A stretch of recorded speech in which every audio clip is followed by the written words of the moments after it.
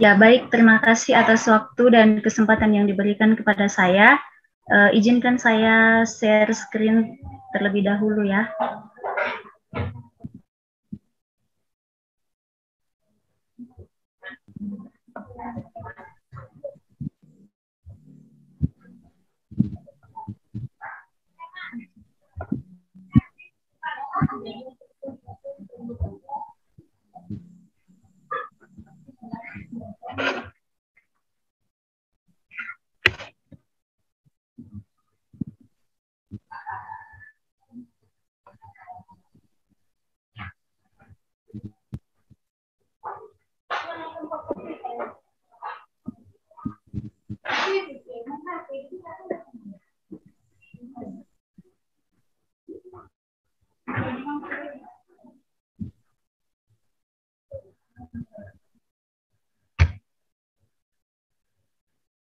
Ya, apakah sudah kelihatan tampilannya? Sudah terlihat, Bu. Sudah, Bu.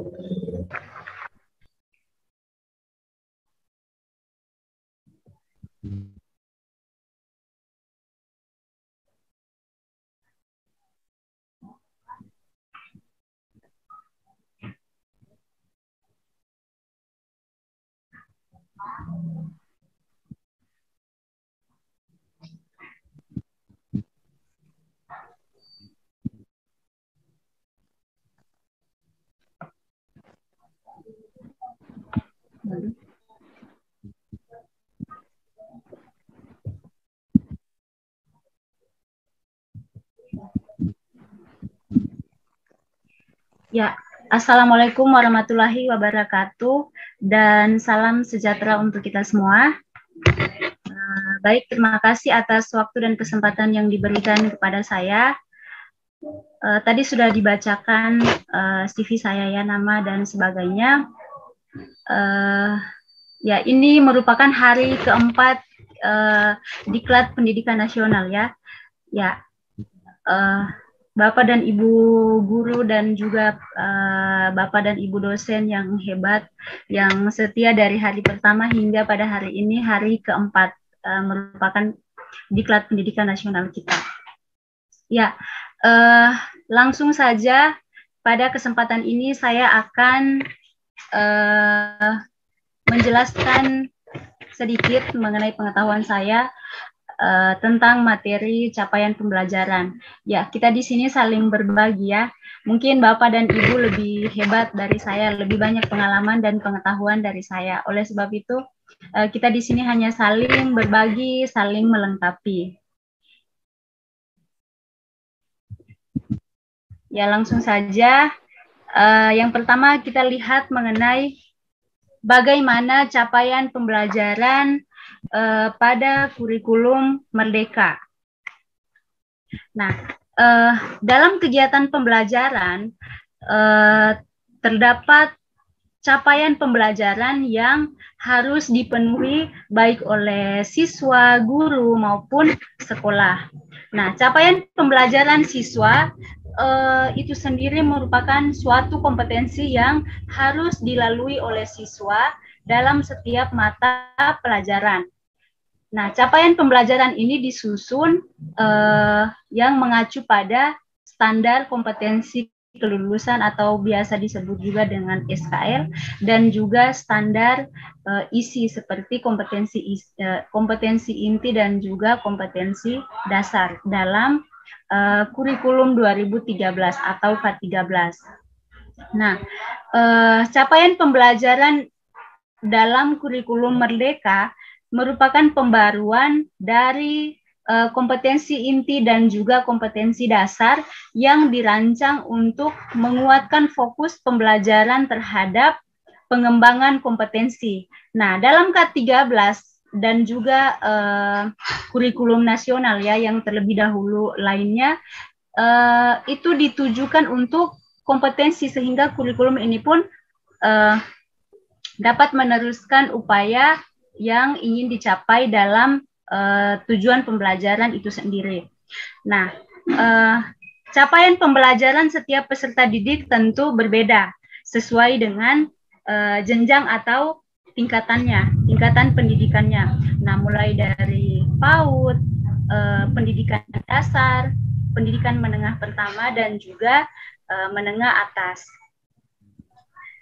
Ya, capaian pembelajaran tersebut merupakan kompetensi pembelajaran yang harus dicapai peserta didik pada setiap tahap perkembangan peserta didik untuk setiap mata pelajaran pada satuan pendidikan dasar, pendidikan menengah, dan juga menengah atas. Nah, capaian pembelajaran memuat sekumpulan kompetensi dan juga lingkup materi yang disusun secara komprehensif, jadi secara berkesinambungan ya. Capaian pembelajaran tersebut dapat mengungkapkan tujuan pendidikan itu sendiri yang dapat dipahami dan dikerjakan oleh peserta didik setelah menyelesaikan satu periode belajar. Nah, capaian pembelajaran ini biasa digunakan untuk menentukan tingkat kerangka kualifikasi dan juga menetapkan standar kualifikasi dan menentukan penilaian. Biasanya digunakan untuk menentukan spesifikasi penilaian pada peserta didik. Ya, kita lihat poin yang selanjutnya adalah capaian pembelajaran dalam kurikulum merdeka. Nah, di sini terdapat 3 inti bahasan. Ya, yang pertama, capaian pembelajaran dalam kurikulum merdeka merupakan keterampilan belajar yang dimiliki oleh siswa dan harus diselesaikan pada setiap tahap. Nah, yang berikut, kurikulum merdeka sendiri merupakan kurikulum yang dicanangkan untuk mengatur kegiatan pembelajaran di sekolah yang bersifat student center learning ya, atau pembelajarannya berpusat pada siswa. Jadi guru tidak harus monoton dalam kelas, tidak harus menjelaskan dari A sampai Z ya, seperti KTSP yang pembelajarannya itu berfokus pada guru yang lebih monoton di situ, tapi di sini lebih berpusat pada siswa. Jadi siswa diharapkan materinya tersebut tidak hanya untuk dihafalkan, tapi juga dapat dikonstruksikan. Nah, yang berikut, kurikulum merdeka mengatur pembelajaran sesuai minat dan juga bakat siswa yang dinilai lebih fleksibel dan berkonsentrasi untuk mengembangkan kemampuan atau kompetensi siswa itu sendiri. Nah, jadi isi dari capaian pembelajaran dari dalam kurikulum merdeka itu sendiri yaitu kumpulan kompetensi yang lingkup materi ya, lingkup materi yang disusun secara berkesinambungan. Jadi segala macam materi tersebut dapat kita atur dalam capaian pembelajaran. Nah, pemetaan capaian pembelajaran dalam kurikulum merdeka disesuaikan dengan perkembangan siswa dalam fase usia. Seperti tadi mulai dari PAUD, SD dan juga sekolah menengah. Ya, kita lihat poin berikut, yaitu pengurangan konten dalam capaian pembelajaran. Nah, konsekuensi pembelajaran kurikulum merdeka berorientasi pada kompetensi, sehingga perlu adanya pengurangan materi pelajaran atau pokok bahasan. Nah, yang berikut, dengan adanya pengurangan konten, maka guru tidak mengajar dengan terburu-buru untuk mencapai target yang begitu banyak, serta dapat menggunakan pendekatan pembelajaran yang berpusat pada siswa. Nah, biasanya di sini guru atau bahkan dosen kalau mengajar itu kebanyakan mengejar target ya istilahnya. Jadi harus deh ini materi diselesaikan. Ya, tapi lihat juga dengan situasi dan kondisi siswanya. Kalau memang waktu atau porsi untuk menerima mata pelajaran tersebut sudah mulai kurang, ya kurangi saja itu materinya. Jadi jangan memaksa agar capaian pembelajaran itu dapat tercapai seperti itu. Jadi kebiasaan ya kita buru-buru, kita kejar materinya supaya cepat selesai.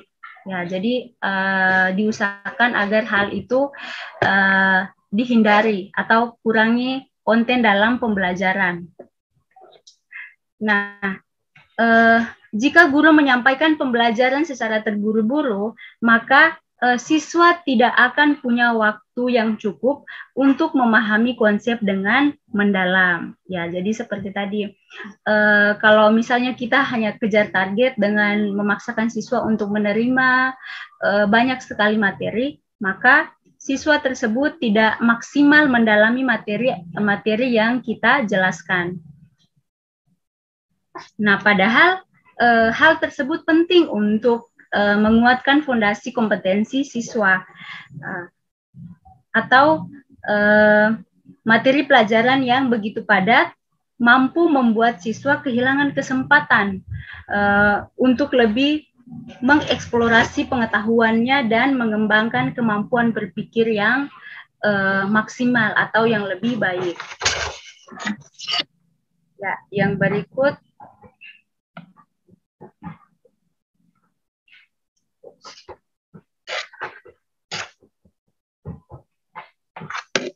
pembelajaran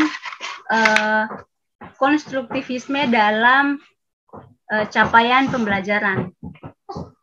Nah, untuk bisa mencapai capaian pembelajaran dalam kurikulum Merdeka, maka kegiatan pembelajaran dilakukan secara konstruktivisme.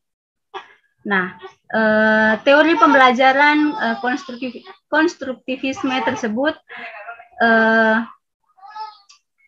ya, mohon maaf ya sebentar, saya sampaikan dulu teman-teman.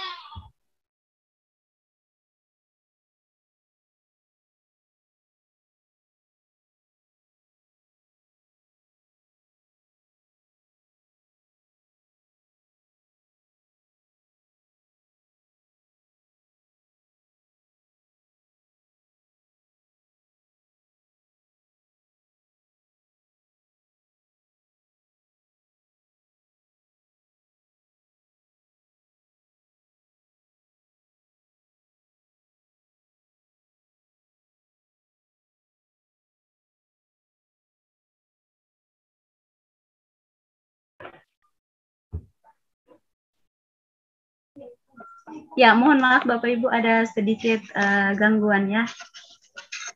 Nah, untuk bisa mencapai capaian pembelajaran dalam kurikulum Merdeka, maka kegiatan pembelajaran yang dilakukan secara konstruktivisme. Nah, teori pembelajaran konstruktivisme itu sendiri merupakan kegiatan pembelajaran yang lebih mengutamakan perkembangan logika serta konseptual pembelajar. Nah, melalui teori belajar ini, siswa bisa membuat atau mencipta suatu karya dan membangun suatu hal yang sudah dipelajari. Ya, sedangkan kurikulum Merdeka itu sendiri menginginkan agar anak-anak Indonesia untuk tetap aktif, meningkatkan kecerdasan, kreativitas, dan juga mampu membuat suatu karya. Ya, nah dalam teori belajar konstruktivisme itu sendiri, pengetahuan bukan kumpulan atau seperangkat fakta ya, fakta, konsep atau kaidah untuk diingat, tapi konstruktivisme di sini lebih mengutamakan pada proses dalam memahami atau mengkonstruksi pengetahuan melalui pengalaman nyata. Nah, dalam kurikulum Merdeka itu sendiri, pemahaman siswa tidak hanya bersifat statis, melainkan dinamis atau berevolusi secara konstan selama siswa tersebut dapat mengkonstruksikan pengalaman baru yang memodifikasi pemahamannya sebelumnya. Ya, nah untuk memiliki pemahaman ini, maka pihak sekolah dan juga guru harus bisa menciptakan suasana belajar yang berpusat pada siswa dan bukan hanya memberikan siswa informasi yang kurang bermakna atau sekedar dihafalkan saja ya.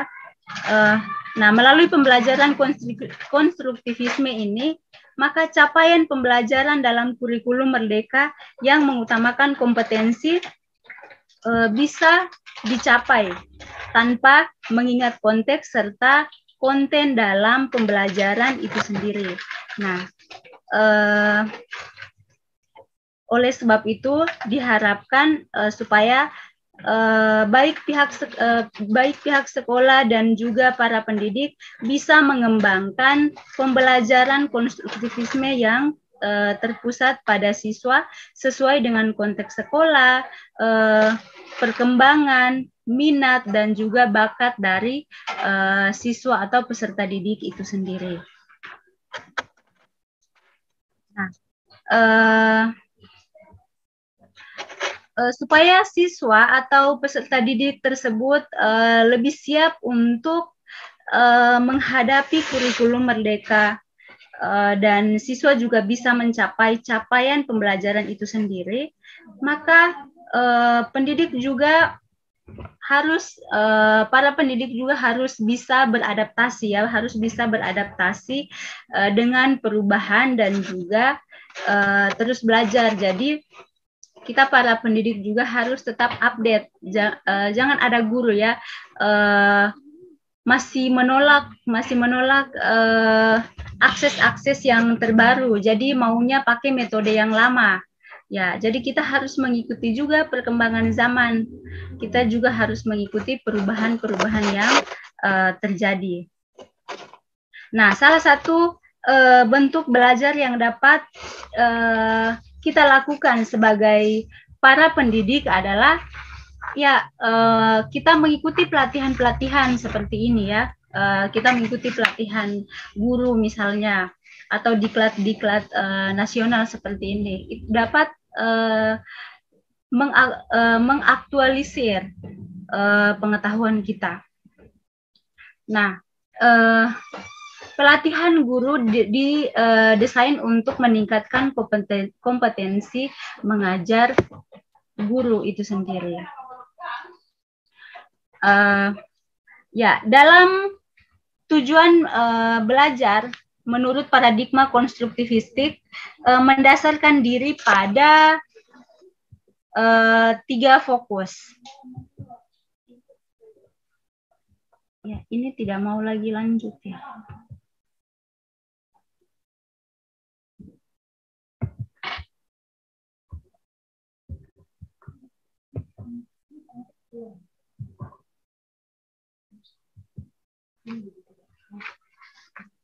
Ya, adapun di sini tujuan teori belajar konstruktivisme itu sendiri, yang pertama untuk membantu siswa memahami materi pembelajaran yang lebih mendalam, dan yang berikut untuk mengasah kemampuan siswa dalam bertanya dan juga mencari solusi.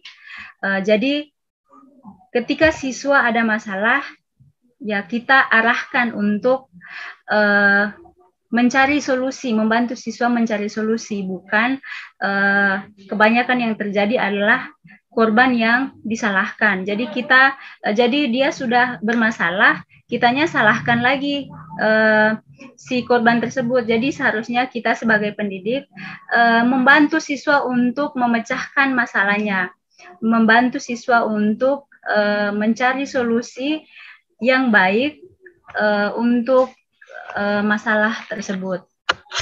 Nah, yang berikut adalah agar siswa dapat memahami konsep secara komprehensif serta menjadi pemikir aktif.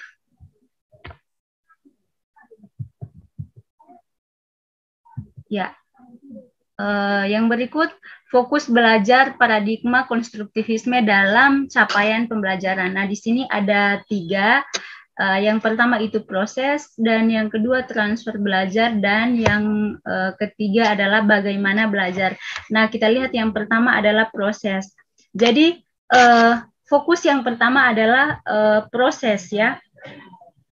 Mendasarkan diri pada nilai sebagai dasar untuk mempersepsi apa yang terjadi apabila siswa diasumsikan belajar. Jadi nilai tersebut didasari oleh asumsi bahwa dalam belajar sesungguhnya siswa berkembang secara alamiah. Nah, oleh sebab itu paradigma pembelajaran lebih menghendaki untuk mengembalikan siswa kepada lebih hidup sesuai dengan kenyataan, ya. Jadi lebih kepada fitrahnya sebagai manusia. Jadi kita di sini lebih memanusiakan manusia, memanusiakan siswa itu sendiri yang sejatinya hidup sebagai manusia yang berpendidikan. Ya, dan yang berikut adalah transfer belajar. Nah, fokus yang kedua yaitu transfer belajar lebih mendasarkan diri pada premis bahwasanya siswa dapat menggunakan dibandingkan hanya dapat mengingat apa yang dipelajari. Jadi satu nilai yang dapat dipetik dari premis tersebut bahwa belajar bermakna harus diyakini memiliki nilai yang lebih baik dibandingkan dengan belajar menghafal dan memahami, ya, belajar yang hanya sekedar menghafal, ya.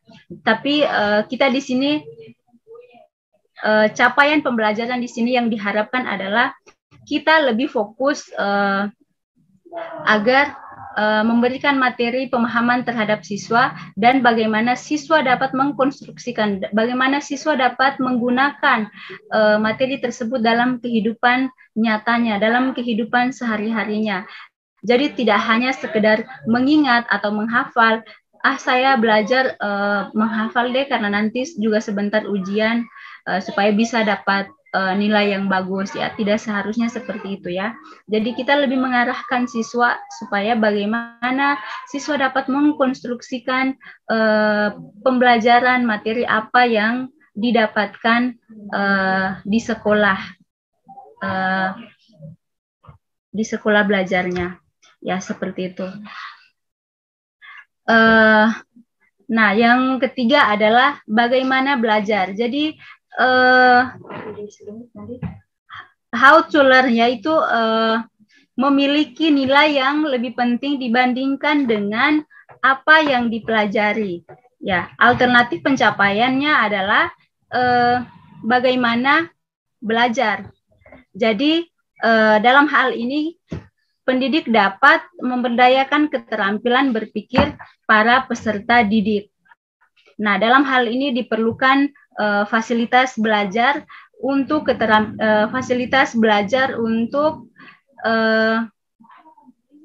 memberdayakan keterampilan siswa. Nah, belajar berbasis keterampilan ini juga merupakan dasar untuk mencapai tujuan pembelajaran itu sendiri.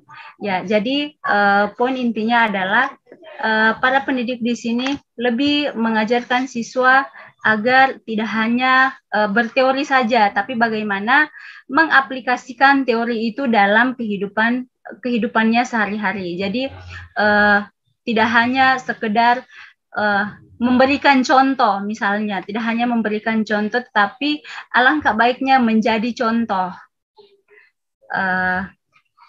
dalam kehidupan setiap harinya. Ya, baik, saya kira cukup, hanya itu saja materi dari saya. Kurang dan lebihnya mohon dimaafkan, dan sebentar kita lebih mendalaminya pada sesi tanya jawab jika ada. Ya, sekian dari saya. Terima kasih atas perhatiannya. Saya kembalikan kepada moderator.